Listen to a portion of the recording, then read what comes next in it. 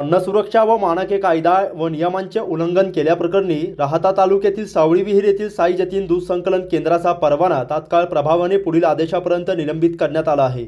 जनहित व जनआरोग्याच्या दृष्टीने ही कारवाई करण्यात आली आहे, अशी माहिती अन्न व औषध प्रशासनाच्या सहाय्यक आयुक्त अपर्णा भोईटे यांनी दिली।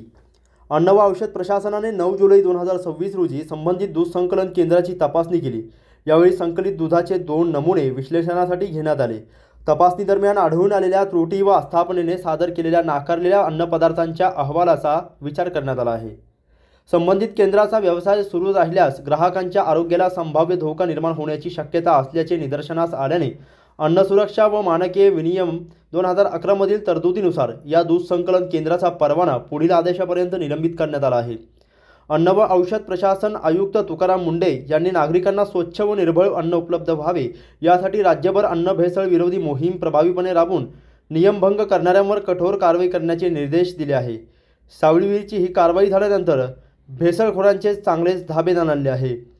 अहिल्यानगर जिल्ह्यातील नागरिकांनी अन्न पदार्थांमध्ये भेसळ असल्याचा संशय किंवा तक्रार असल्यास अन्न व औषध प्रशासनाच्या कार्यालयाशी थेट संपर्क साधावा, असे आवाहन FDAच्या सहाय्यक आयुक्त अपर्णा भोईटे यांनी केले आहे।